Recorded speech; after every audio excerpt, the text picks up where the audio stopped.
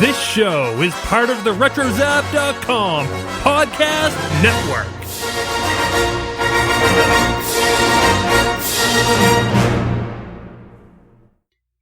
And welcome, everybody, to episode 18 of the Animanicast. Oh, my tooth! My tooth! Oh, what is taking the royal dentist so long? At last! If your little tooth is aching and you're low on dough, use the friendly credit dentist called Dr. Yakko. Se habla español.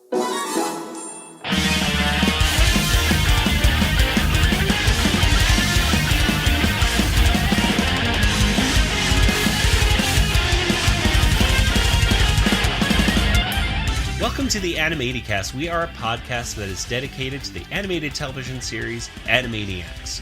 Each and every week, we revisit a new episode in the order in which it was released, and we discuss all the gags and all the cultural references, and sometimes, like today, all the historical references. And in the end, we give the episode a Water Tower rating. I am Joey, and joining me once again, as always, is my brother Nathan. Boy, howdy. All right, and that's a new catchphrase for today. Ooh, yep. And over in Georgia is Kelly. Hello. There we are. See, again, nice standard hello, Nathan. You don't Consistency. have to... No, I gotta change it. All right. So anyway, today we are talking about episode 18 of Animaniacs, which was entitled Pavlov's Mice, Chicken Boo-Ryshnikov, and Nothing But the Tooth. And Nathan, when did this episode premiere? Joey, this premiered on Wednesday. It was October 6th, 1993. Very cool. Yeah. So this particular episode is very Russian. That's my Russian accent, by the way. Pretty good. I got none, so I got... In my country, Animaniacs is on Netflix. Oh, wait. That's not how it goes. Yeah, Animaniacs watches you. So let's go ahead and get right into this episode. This episode had a lot of cool stuff. It had Pinky and the Brain, first of all, which was awesome. Starting off Pinky and the Brain. Yeah. So that's great. The first appearance of Chicken Boo, and of course another historic visit with the Animaniacs with a person from history. Kelly, what did you think of this episode, just in a few words? It was chock full of stuff. It had the water tower escape. It had going back into the water tower, Chicken Boo, the Warner Brothers and the Warner sister, and now I'm going off in more than a few words. It just had a lot of stuff. Yes, it did indeed. Nathan, what do you think? Happy to see Pinky and the Brain again. All right, very cool. And I agree for both of those things. I love Pinky and the Brain, and yeah, there was a lot of content, I guess you could say, in this particular episode, right? Mm-hmm. Like Kelly said, we had a lot of segments all jam-packed into just one 23-minute episode. So yeah. It was they were able to fit a lot in and not seem rushed or anything, too. No rushing for them. No rushing around. Okay. Everyone else is rushing around here. So let's go ahead and talk, first of all, about segment 1, Pavlov's Mice. This is Maurice LaMarche, the voice of the brain, and you are listening to the Animanicast.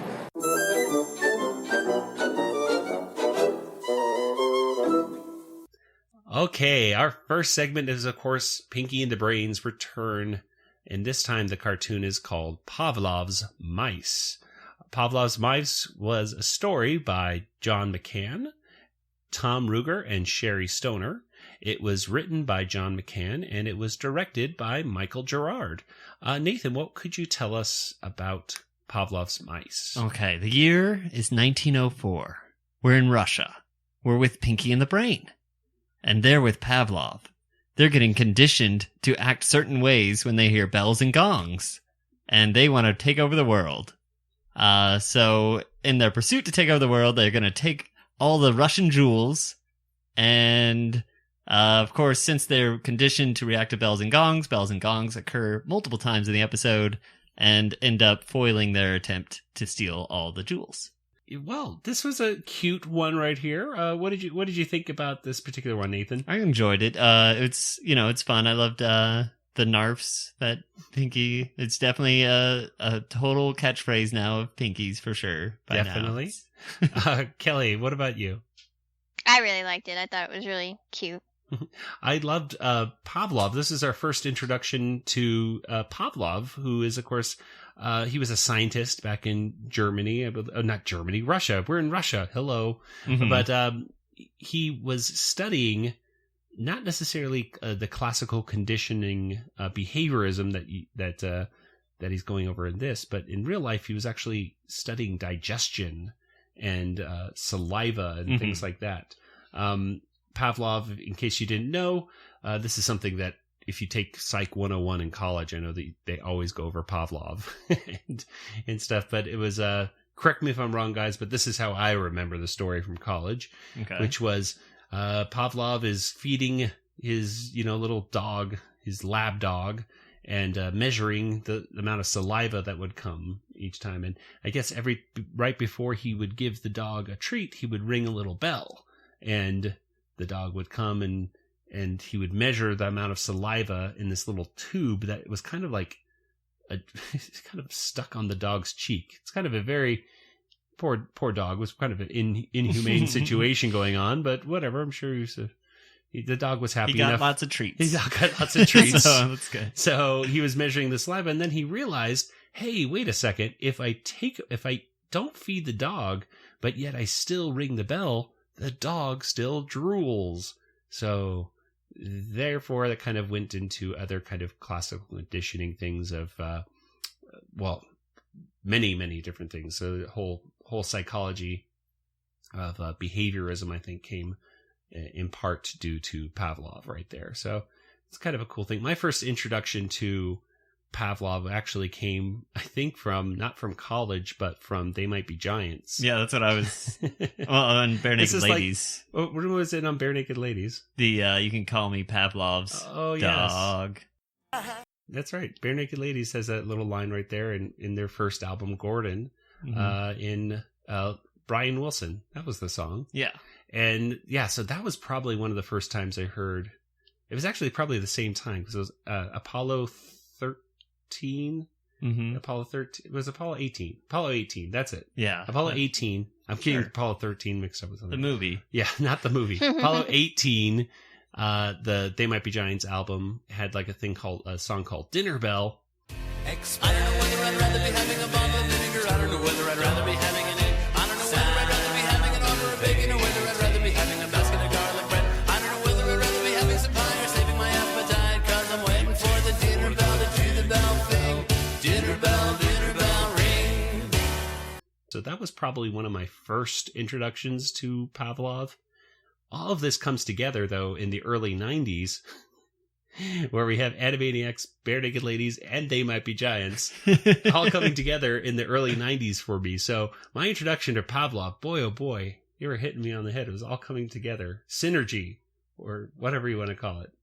Something like that. So that was really cool. So what were some of your favorite moments, guys? Some favorite lines, anything like that you particularly liked or thought were funny in this? I liked the music when Pinky would do his little dance. I thought it was really catchy. Next.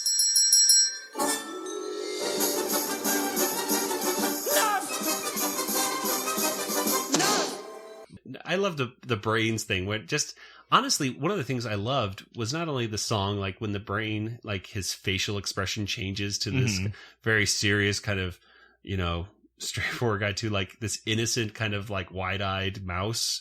He really had this change about him, which was really kind of cool and somewhat creepy to see. Yeah. But when it all comes together, when they're singing "I'm a Little Teapot" and the little kick, song, it was cool to see those two songs sync together at the very end. I'm a little teapot, short and stout. No. This is my handle, this is my spout. No. When I get all steamed up, hear me shout. No. Tip me over and pour me out. No. I like that part a lot. I didn't quite understand the brain's plan. Yeah, it didn't make sense to me. It's because he's going to go steal the jewels, the Russian jewels. Mm-hmm. Which, first of all, like, what is he going to do with the Russian jewels that's going to, like, let him... he who controls the money controls the world? Or... This is very similar to our previous episode with Pinky the Brain, where, oh gosh, now it's Where Rodents Dare, I believe it's what the episode is called, right? And number one, the brain is, instead of saying, call me General Brain, it's Tsar Brain now. So the brain is like working up now. He's not, last time he was a general, but now he's a Tsar. Last time it was he who controls that room controls the world. And now it's he who controls the jewels controls Mother Russia. And then we learn Brain's mother's name is Diane. Is that right? Denise or something like that. Yeah, I thought it was pretty. I thought it was Desiree. Desiree. Yeah, there we go. So somebody was paying attention. Yeah, exactly. We knew it was a D. We only need one of us to pay attention. Tonight, Pinky, at precisely 1 a.m., there's a total lunar eclipse. The Earth's shadow will completely cover the moon, blacking out all of St. Petersburg for a period of 30 seconds. In that brief time, we will sneak past the Tsar's guards under the cover of darkness and steal the crown jewels. For he who controls the jewels controls Mother Russia. But I thought your mother's name was Desiree. So that was really cool. I didn't think his vacuuminator, I believe is what it was called. I don't think it was a very efficient device for getting anything other than vacuuming up mice, actually. Yeah, it didn't seem to vacuum anything else other than it goes for pens and mice. Yes. That's what it goes for. But to turn on, and then of course he turns it on at the end in the room, a room filled with jewels, with a little tiny bag on that little horn. And I'm thinking, Brain, come on, you're smarter than this. You know that they can't all fit in that one little tiny bag. He's insane.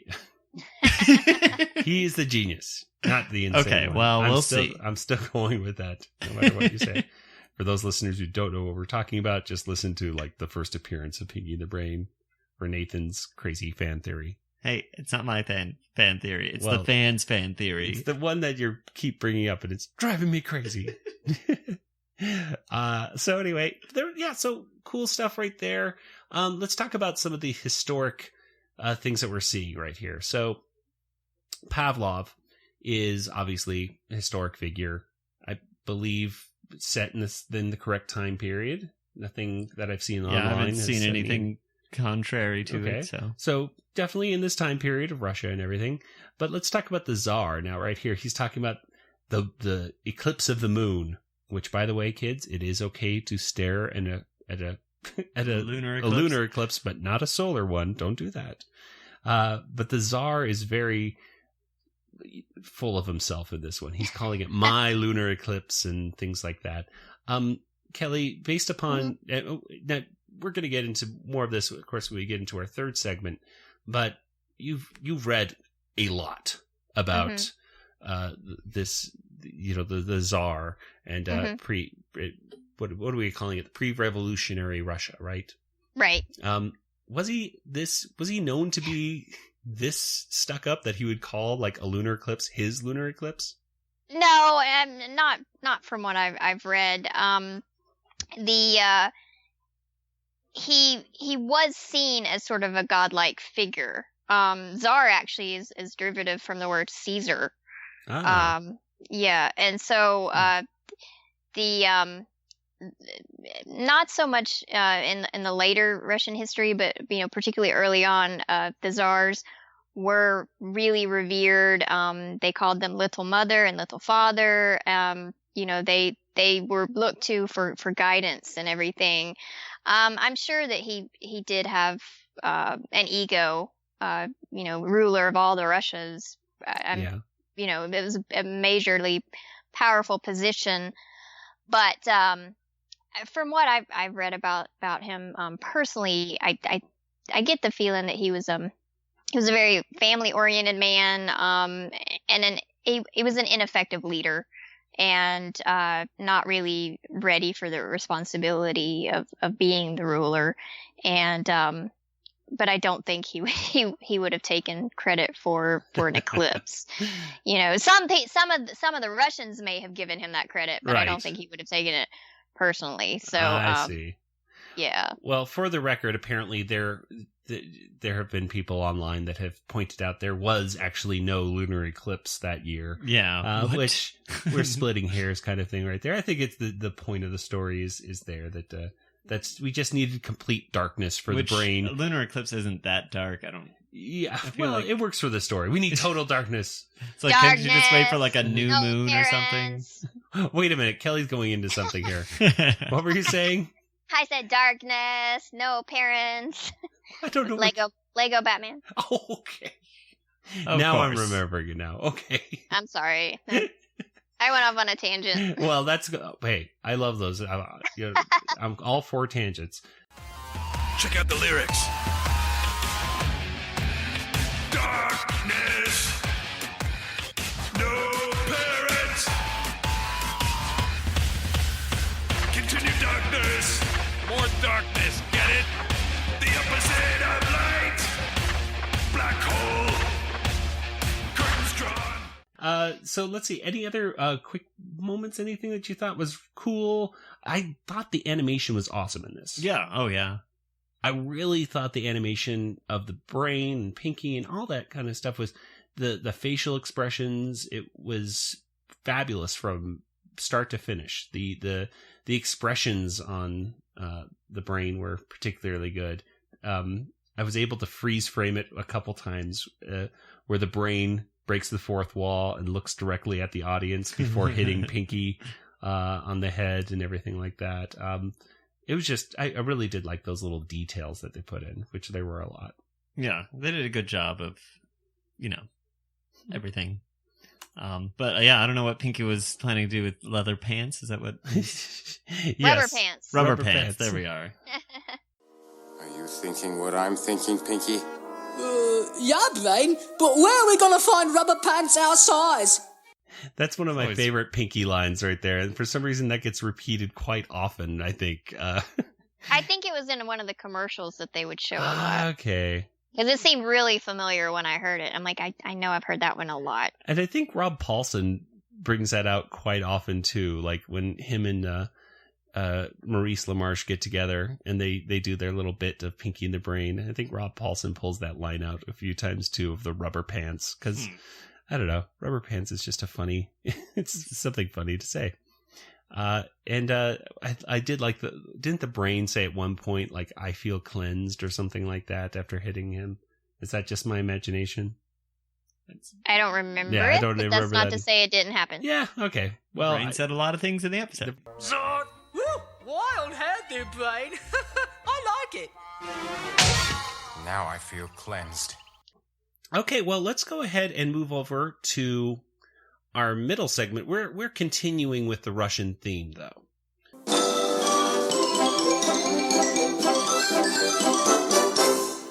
Our middle section is Chicken Boo-Ryshnikov.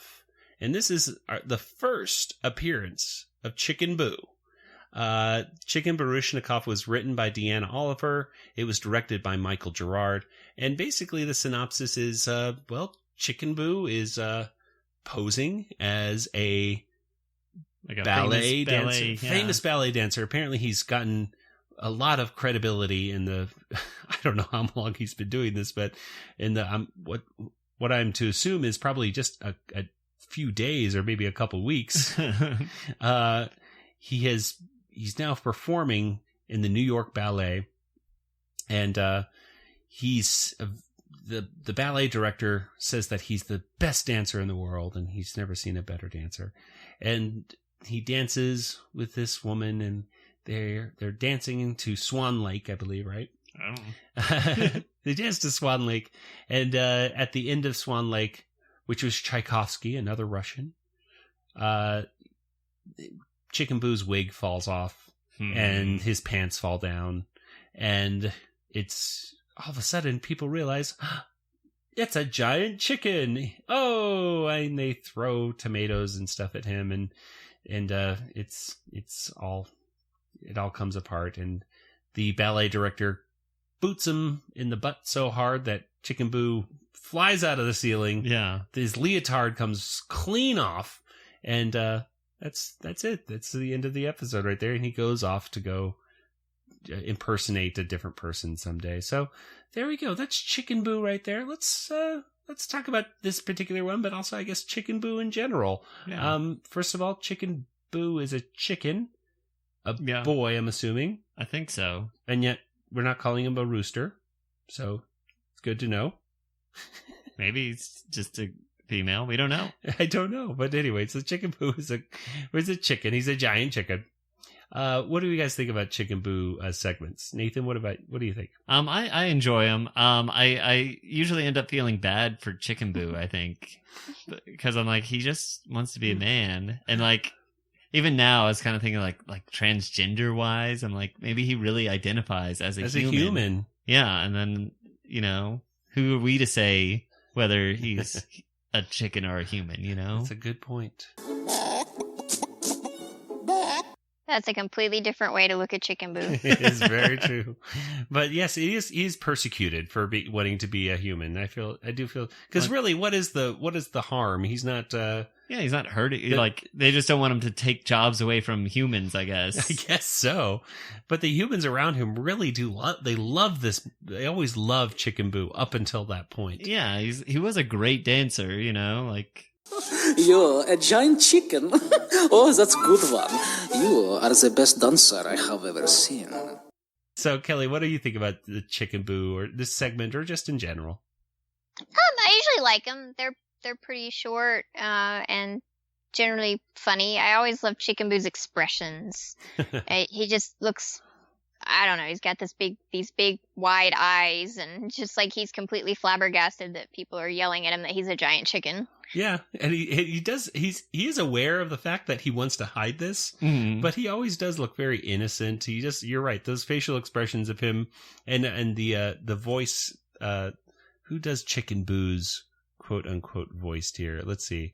This is done by Frank Welker. So there you go, Frank Welker doing the monkeys and doing all the various animals and stuff like that. So he's doing Chicken Boo's voice. Does a good job right there.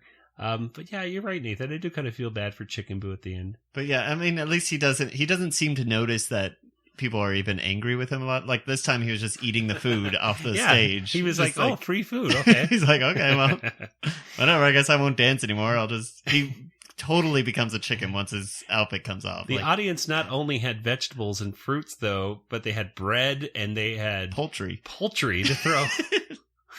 This audience was prepared just in case they heard the rumors. And of course, we didn't mention it, but chicken, they call him Chicken Boo-Ryshnikov, or, you know, that's what they call him, right? Chicken Boo-Ryshnikov. And of course, that's a reference to, I believe his name was Mikhail Boo-Ryshnikov, who, I believe back in I want to say the 60s, perhaps 70s, was a big ballet dancer, and he defected from the USSR and went to Canada and performed in Canada and the United States and things like that. A famous ballet dancer right there. So, and he was also in some episodes of Sex and the City. Well, there you go. I haven't watched one episode of Sex and the City, so. Well, you know, it's more modern audiences might recognize him from that, as opposed to being a ballet dancer. What did he play himself in that, or? No, he played. He was an artist, and it was in the very final season, and he was one of Carrie's boyfriends. Oh, wow. So she dated older men right then in that one, because he's like in his late 60s, I think, right now. Yeah, and that was sort of part of the storyline, because I guess, you know, he had, you know, kind of been there, done that, already had kids, and she was, I guess, in her mid-30s or late 30s, kind of in that part of the show, and she was kind of still looking at maybe having kids or settling down, and he's like, no, I don't want any of that, and so that they broke up. Oh, okay. Well, there we go. So if you're looking for him, and he is not a giant chicken, by the way, just for the record, he is a human. Okay, so very cool. All right, well, before we move on to segment number 3, we have just a kind of a tower escape, which is in the middle of the show. This is different. Usually right at the beginning, but Yeah, but we're introducing the Animaniacs segment coming in, halfway. Which again, this whole episode was kind of out of order in some ways because we're used to seeing the Warners first, and then it would be Pinky and the Brain at the end. So this is it's different. They're mixing the formula. It worked. Like they say Pinky and the Brainy, and then Pinky and the Brain are up. So and then they have the Tower Escape, and then. They're just trying to see if we're paying attention. Exactly. So the Tower Escape is the Warners are escaping and they shoot out like a plunger gun of a rope and then they escape with a kind of a sky gondola. The sky buckets. Yeah, it looked like the sky buckets from Disney World and Disneyland. They still have those at Disneyland, right? Disney World? I don't think they do. Did they get rid of those in Disney World? They have them at Disneyland still, right? The sky buckets? They got rid of them? What? No. It took me a while to realize that he's doing a Freakazoid reference. Well, they still got the submarines, though, right? Actually, they brought those back, though, right? Kind of. I think in the if I'm not mistaken, in the episode of Freakazoid, they're riding up in some of the little sky gondolas, and Freakazoid says, "This is great. This is like those sky buckets at Disneyland." And I keep messing Russian and German up in this episode. I think he's a German guy. He goes, "Not anymore, I'm afraid. They are no more. They're gone." And he goes, "Oh, well, at least they still have those little boats, right?" And he goes, And then Freakazoid screams, "No." So, there's no little motor boats anymore, is what he was talking about. They do have the submarine, but no gondola. Kelly, did you ever ride the sky gondolas? Oh, no, I don't do that. You don't do the height thing?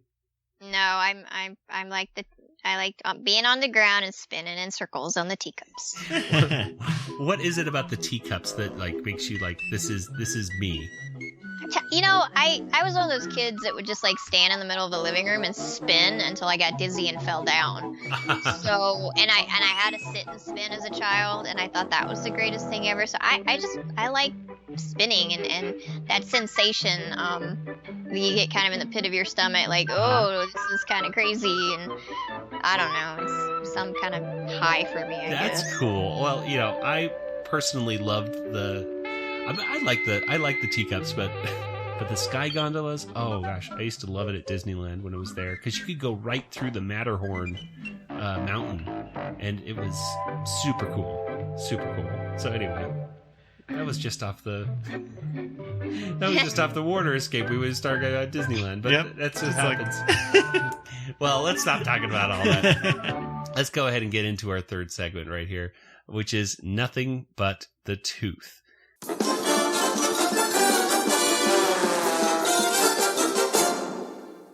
Segment 3, Nothing But the Tooth, was written by Deanna Oliver and Paul Rugg. It was directed by Greg Reyna. And Kelly, what's basically the synopsis? What goes on here in this particular segment? Well, in this one, we see the Tsar again, Tsar Nicholas II, and Rasputin, who is sort of this monk that's helping out the Tsar and sort of... It paints him as kind of like an employee or something. He keeps asking for a raise and everything. Yeah. And Matt Rasputin keeps hypnotizing the Tsar, and he gets the raise and a puppy. And yes. But he also has a toothache, so he needs some dentists. And the Warners come in, and they make a new friend. Yes. And drive him completely crazy. And then end up removing all of his teeth, and then he doesn't have the power to hypnotize the Tsar anymore, and then he gets fired. Yes, but then the dog has the power because the dog steals the teeth. Yeah. Yes. Because apparently all you need is Rasputin's teeth to talk like Rasputin, to hypnotize people to get what you want. So yeah, it's all in the teeth. We learned that from the Brain when he got dentures in his mouth and he was able to hypnotize people to do whatever he wanted. Remember that episode? No. What? Really? Which one was this? It's a when the Pinky and the Brain had their own TV show. Oh. There was an episode Brain Which one? knew that models were the best. Everyone listened to models or whatever, so it's all in the teeth. So he made special teeth dentures, and Oh, there we go. maybe he eventually... almost took over the world with those, but I think those are probably the same ones that Rasputin is using. There we go. Very cool. Okay, nice connection there, Nathan. Yeah. So, like we were talking about before, Kelly, you happen to. I'm gonna go out on a limb. I'm gonna say you are pretty much an expert when it comes to pre-revolutionary Russia. You were listing off some of the books that you've read and everything, and I was just like, "Whoa, that sounds like an entire bookshelf to me." It is an entire bookshelf. Well, there we go. So you've been well versed in all this. What can you tell us about Tsar Nicholas or even Rasputin that kind of matches up or doesn't really match up with this particular cartoon? Well, a lot of people sort of considered Rasputin to be, they would describe his eyes as hypnotizing. He had a lot of influence over the Tsar and his wife, because they believed that he had the ability to heal their son, who was a hemophiliac. And, which, for anyone who doesn't know, your blood doesn't clot very well. And it's carried through the female line, but only males exhibit the disease. And so if you bump your leg and you get a bruise, typically for most people, it's no big deal. It'll heal in a few days. But in a hemophiliac, the blood doesn't clot. And so you run the risk of internal bleeding and basically, the smallest injury can kill you. So they believe that Rasputin had the power to heal their son. So that gave him a lot of power. And as the years progressed, they put more and more faith in him, and he, really started to have a lot of influence. And so to depict Rasputin as someone who could hypnotize the Tsar wasn't too far off the mark. It is inaccurate, in its portrayal, really. I mean, he didn't hypnotize him, but he did have a lot of influence. Uh-huh. And a lot of people perceive that as a really bad thing, because basically he was a peasant that was, brought into the royal family, and a lot of people resented his, I can't think of the word I want to use, his presence. They resented his presence. They resented the power he had. The family, a lot of them didn't trust him, and he was actually murdered by one of the Tsar's cousins. And they tried to poison him, and then they shot at him, and then he ended up dying of drowning. So they kept killing him. Yeah, they kept trying to kill him each time, and every time he wouldn't die. So it's a very interesting representation, and probably just as realistic as the animated Anastasia by Don Bluth. Right. So. Which I love. I do like that one right there. Oh, I love it. It's great. Yeah. Hank Azaria, right? Hank Azaria is the Bat Bartov or whatever his name was. And Christopher Lloyd was Rasputin right there. And let's see, Meg Ryan played Anastasia, and John Cusack was the guy. Dimitri. Yes, and Kelsey Grammer is in it, of course, and he's the only one that sings his own parts, I think. Except maybe, I don't know. Christopher Lloyd might have. Yeah, no, I was trying to think Christopher Lloyd did. Might have, I think he did. Actually, I want to say Jim Cummings sang the Christopher Lloyd part. Oh, you know what? I think you're right. That did. You know what? I'm just gonna say you're right. Because because I remember hearing that Kelsey Grammer was the one that sings his own parts, and I can just think like Jim Cummings' voice and Christopher Lloyd's voice. It can be very similar. So yeah, I'm just gonna say they're the same. So why not? You can tweet me and tell me we're wrong, but we won't listen to you. No, I'll say no. I will heart you. I will say thank you. That's my way of saying thank you. I say thank you.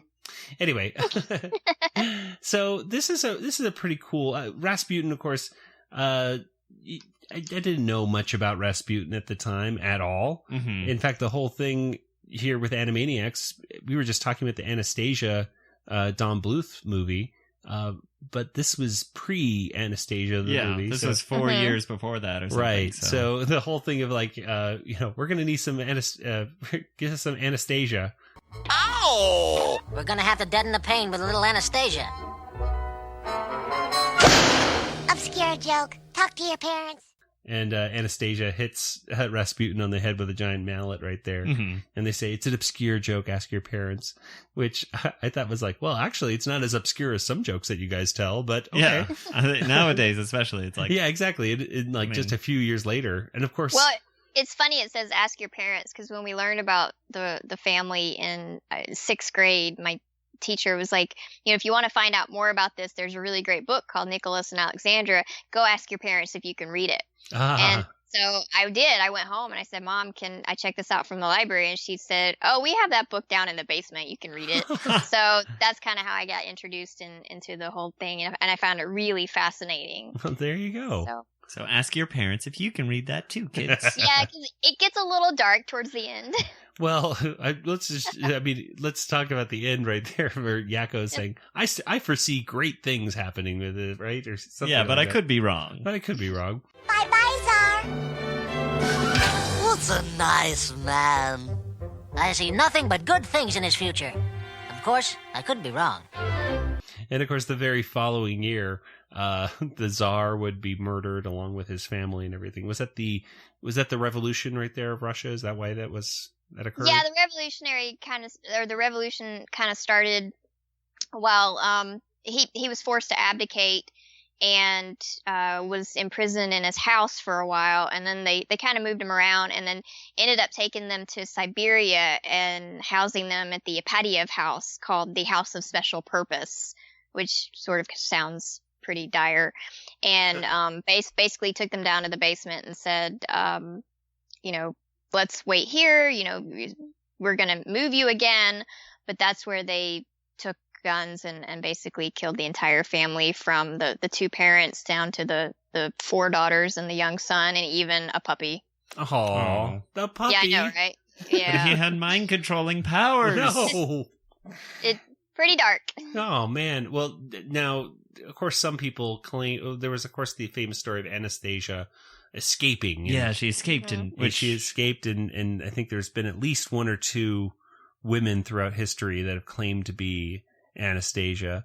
But through DNA testing, it was debunked. Yeah. Yeah, but that actually has only been done in like the last 10, 15 years. Mm-hmm. Because they were all, it was 1918 when they were killed. And so, we're talking almost 100 years later before they even found where they had been buried in Siberia. Yeah, so there you go. So, yeah, cool stuff with Anastasia. And again, one of the, like you were mentioning, Kelly, it kind of goes back to what we were talking about last week. If this is something that, kids watch and then they kind of get this worm of an idea of who the heck is that, and I'm going to look up them and get some more information, then that's fantastic. It's one of the things I really like about the Animaniacs in this episode in particular. Well, let's talk. We've talked a lot about the historic stuff of this cartoon, but what particular jokes or things like that did you particularly like, Nathan? What was something you liked? I liked how they were dentists. It was some fun jokes. Yakko won't hurt you, but the drill will. Yes. Don't be nervous, kid. Dr. Yakko's the most gentle dentist in the whole wide world. It's just a drill that hurts. But actually, they're Shriners, so they get some fun tiny car jokes too. So Dentistry's just a hobby. We're actually professional Shriners. So, gotta love the Shriners. And of course, the Shriner cars really came in handy when they came to pulling out that tooth with a string. Have you ever seen a Shriner in real life, Nathan? no. I gotta go to the used bookstore over at Bookman's. They have a Shriner's Fez over there, and they had it for sale. Yeah, I feel like Abraham Simpson was a Shriner, right? He wore a Fez. Yeah, I feel like I remember seeing him in a tiny car. Of course, Doctor Who wears a Fez every now and then, or has been known to, depending on what incarnation of the Doctor it is. I see a lot of Shriners out with their fezzes collecting money for the hospitals. Yeah. So the Shriners, they're good people. They're usually just kind of old retired men who need a club to join, and they help sick kids in hospitals and stuff like that. It's good stuff. I love how Wacko always wears hats on top of his hats. Yes, that is a good point. Wacko never changes his hat. Last week they wore top hats, and Wacko just wore his baseball cap. And in this one, it's a fez on top of his baseball cap. That's cute. And even when they dressed up to go to that one award ceremony or whatever, like episodes ago, he would have that nice cowboy kind of Three Musketeers hat. Oh, and it was, yes. And that was on top of his hat? Yep, he did like a curtsy. Oh my and gosh. Just takes it off. Good eye, Nathan. I didn't even realize He just that always does that. I just love it. He loves that hat. There's only a few times in the show that he actually takes off his hat. Mm-hmm. Just a couple, not very often. It's a security blanket. Yeah. It's like there's Linus with his blanket and there's Wacko with his hat.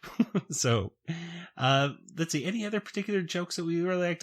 The whole, Rasputin, interaction with him was really cute. Mm-hmm. Dot calling him, okay, I'm sorry, hon, but that tooth's got to come out. The way she's talking to him, I thought was cute. I changed my mind. I'm fine. See, it doesn't hurt at all. I'm sorry, Pumpkin, but that tooth has to come out. I also thought it was interesting how this cartoon, I timed it. It takes approximately 2 minutes for the Warners to make an appearance in this cartoon. There's a big setup where the narrator he doesn't just introduce this segment, but he comes in at least 2 times to give the whole exposition of the story of Rasputin and the Tsar. So I think the writers did a good job of setting this up and introducing who the heck the Tsar was and Rasputin was for kids in a nice simplified way. Making you not feel too sorry for Rasputin as he gets his teeth pulled out anything. And not at all. So it's... Okay, this is a special situation right now because this is some bonus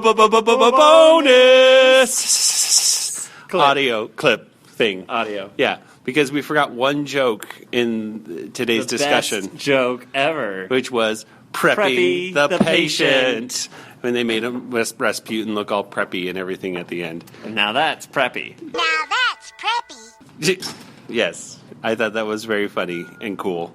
And he actually looked a little like a hipster today, like that would go to Starbucks and everything with his cool beard and stuff. Apple computer. Yes, exactly. So that was your bonus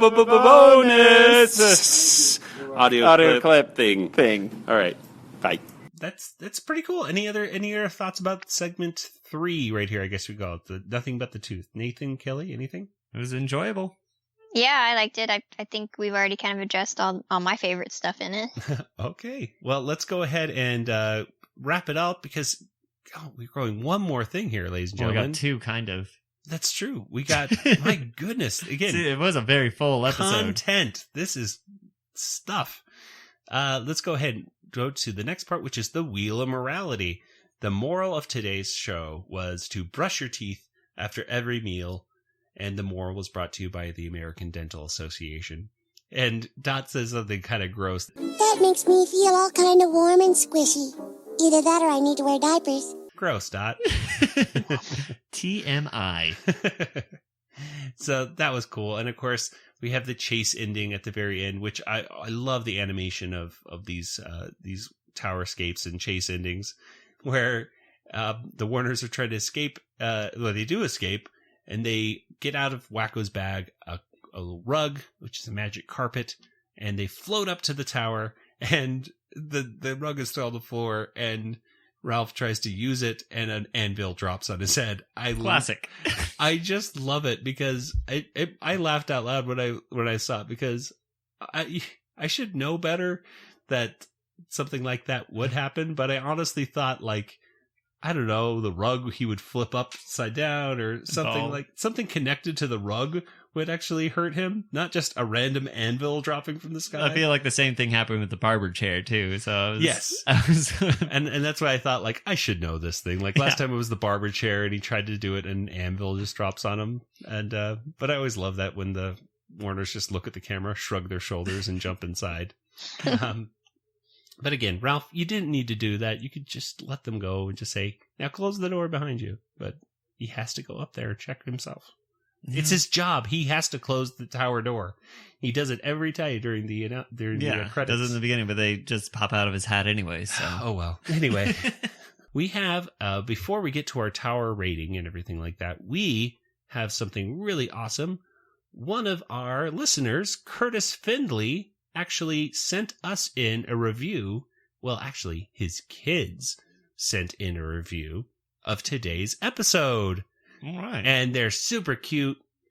And without further ado, let's just go ahead and play this MP3 that was sent to us. And by the way, ladies and gentlemen, you can send us these MP3 reviews as well, with yourself or your kids, or if you just have dogs and cats, you can have them talk on the thing. Oh, that'd be so cool. That What would be did you- pretty cool. I have a couple dogs. They would talk to the camera and tell us about what they thought about the. Anyway, And we might play it. Well, let's go to the really cute ones, here we which go. are Curtis's kids. So here they go. Hi there, my name's Curtis, I'm Peter. I'm Milo. and we're here to talk about the episode of Animaniacs that we just watched.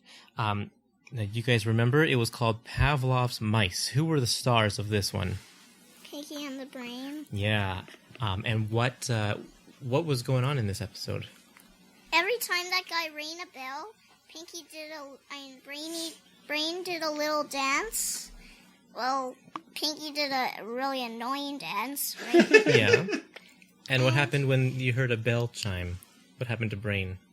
He did it. He did it when he wasn't supposed to. Do you remember what song he sang?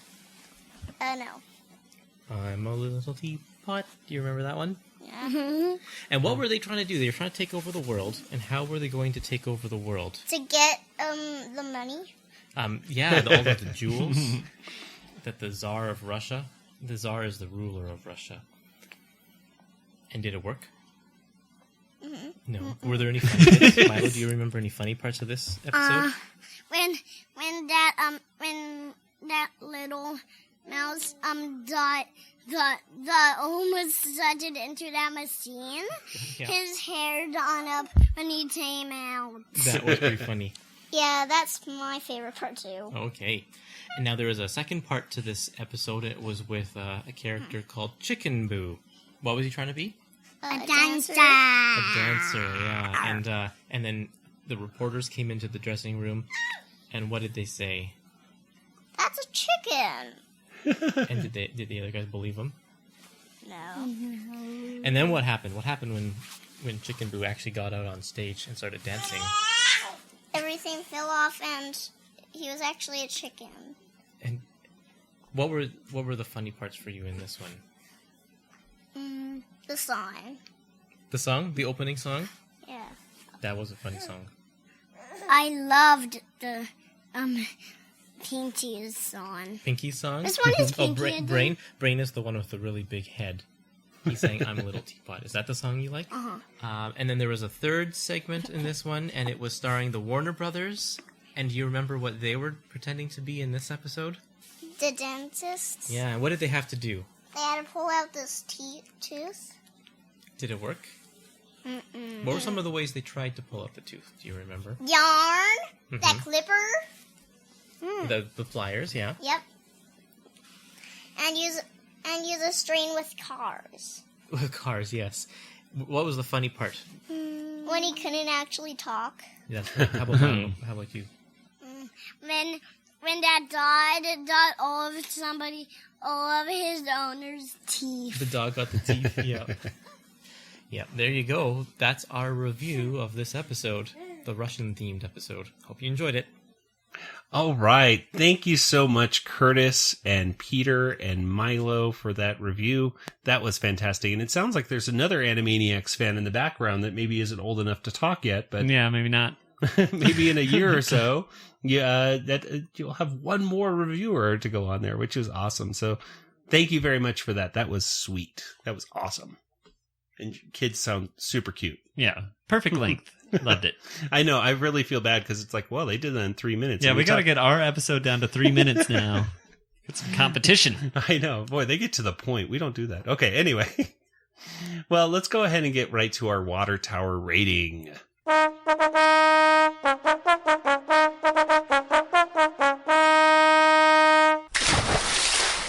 Okay, so, Kelly, out of 5 water towers, how many water towers would you give this episode? I think I would give it 5. It was a really strong episode from start to finish. Had a lot of great content. Everything was really funny. I did like the connections to his history, because it is an area that I'm very familiar with, and just thought it was kind of fun and educational at the same time. Very cool. Nathan, what about you? I'll do 4.5. Yeah, for same reasons, all very funny, educational. I thought the Pinky and the Brain one could have been better thought out of a way to take over the world, but I don't know. It was all very fun, and I loved all the content. Very cool. And I'll give it 4.5 as well. 4.5 water towers. And for all those reasons that you guys mentioned, a very good, very content-rich episode. Perhaps it could have been a little funnier in some little parts, but overall, it was one of the outstanding episodes, I think, and a lot of stuff, a lot of stuff to look at. So, very good episode of Animaniacs. Well, let's go ahead and go to our poll results from last week's poll. It's time once again for this week's Animanicast poll Twitter results. Oh boy, what a trip it's been for me. Our plane ran out of fuel over the Himalayan mountains, and there were no more parachutes. Lucky for me, there happened to be a rubber raft in storage, so the pilot and I jumped out and safely made it down the snowy mountain top into a river, and then made our way to a local village, who happens to also have recording equipment and a Wi-Fi signal so that I could check the poll results. Nice try, Lao Shay. Listeners were asked, which of these hashtag Animaniacs characters should @Original Funko make next? Hashtag Animanicast poll. 3% said Michelangelo and Spielberg. Sorry, Kelly. 18% said The Goodfeathers. 38% said Dr. Scratch and Sniff, Hello Nurse, and Ralph the Guard. But 41% said it was To the Squirrels, Skippy and Slappy. So hopefully we'll see those sometime in the future. Well, we'll see you next week when I'm back in civilization. Funny, Nathan said he filled up the plane with gas before we took off. Oh well, now it's time to go back to the studio for this week's poll. Okay, well, let's go ahead and go over our thoughts of which Animaniacs themed set would you like Funko to produce next? Because we don't just stay in the past. We're looking forward. We haven't even gotten these Animaniacs Funkos yet. Yeah, but now we know which ones they're going to be making next because they looked at that poll. I'm so sure. Maybe they'll do the top two. Maybe they'll do both maybe. Dr. Scratch and Slappy. And well, maybe no. So, what do you think, Nathan? What was your favorite? Which one of those did you think they should make next? The one I voted for was the Dr. Scratch and Sniff, Hello Nurse, and Ralph. Just because I feel like that'd be a fun set to have. It'd be a nice companion piece, right? The only thing I'd be worried about that would be that what you were talking about before, Nathan, where Funkos can sometimes look very similar. Yeah. So I'd be interested to see how they do characters like Scratch and Sniff and Hello Nurse and still make them look. Yeah, and like Ralph, who needs to have a small head, make him with a big head. Yeah. Well, I've seen them do it before successfully. Like there's a really good Roger Rabbit set where there's Roger Rabbit and Jessica Rabbit. Mm-hmm. And when I think about the Jessica Rabbit one, I think, well, they did Jessica Rabbit pretty well. So I can think they could do Hello Nurse pretty well as well, since it's about the same proportions. Yeah. So, Kelly, what about, well, actually, I'm going to go to you last. Hang on. I know it's doing. I think Skippy and Slappy, though, would look really cool just because I could see them looking really cute. I think they did a really nice job with Pinky and the Brain and getting those, just getting their features right and, making them a little cuter even. So I could really see a really cute Skippy and Slappy squirrel put together. I think those would look cool on the shelf next to them. And Kelly, what did you pick? Michelangelo and Spielberg. I think that would be super cool. I mean, if anything, they need to make a Spielberg Funko, I think. Yes. I mean, just in general. If and nothing put him in else. a Pope costume. Yeah, put him in a Pope costume. Yeah, you could have they could do a whole series of different Spielbergs. Like they did ones of Michael Jackson in all of his different outfits and stuff. They could do Spielberg with long hair, Spielberg with short hair, Spielberg in his Pope costume. Exactly, good. Spielberg, maybe directing different movies. Like maybe have him with a a little clapboard or a little camera in his hand or something like that for each movie that he made. That would be precious. I know. See? I need that in my life. So there you go. So Funko, you at least need to. Okay, so even though Michelangelo and Spielberg didn't win, you still need to make the Spielberg Funko collection. Yeah, just make all 4 sets of those. Yeah, sure. Why not? So let's just move on to our poll for this week. Now we came up with a poll, and basically we're thinking about different ways that the Warners escaped the tower. Now today they escaped using kind of a gondola kind of thingamabobber, but we couldn't really fit that onto a description of a poll. So we're going to gondola thingamabobber. It doesn't really quite fit in Twitter's poll thing. But what we're going to do is say which of these 3 is your favorite, and we just picked 3 that we knew we could fit in description wise. So we have the time they shot out of a cannon. I remember that. That was just a couple weeks ago, I believe, and it was like to the Battle of 1812, and they looked like Evel Knievel. There was another time they kind of did a very meditative kind of thing of getting into a bubble and floating away in the bubble. Yeah, the animation on that was cool. Yes, and of course they had the clown balloon, where the clown balloon pops out of the top and they use a fan and blow away. So those are 3 different tower escapes right there. Go ahead and go to twitter.com/Animaniacast or search for hashtag Animaniacast poll. Got to make sure I say my hashtag correctly. And you should be able to find it. So there we go. Now, Nathan, what do you think we should do right now? I think we should leave a positive review on iTunes. Well, I think we can do something much better than just having people do a positive review on iTunes. I think it's time for another contest. Contest song, Nathan. This is the contest song. This is the contest song. It changed from the last time because I didn't remember how it went. That's good. All right. So it's our new contest song. Yay. So wow. Yeah, I know. It's musical talent on Nathan is just amazing. We're going to go ahead and do another iTunes review contest. Da, da, da, da. So what that means is if you have left a review in iTunes for the Animanicast, well, congratulations. You are already entered in the contest. You may have already won. But yeah, because that's true. Because the person who won last time never emailed us and said, "Hey, that was me." But anyway, so we're opening it up again, and we're gonna say if we let's say get a few more reviews into the system.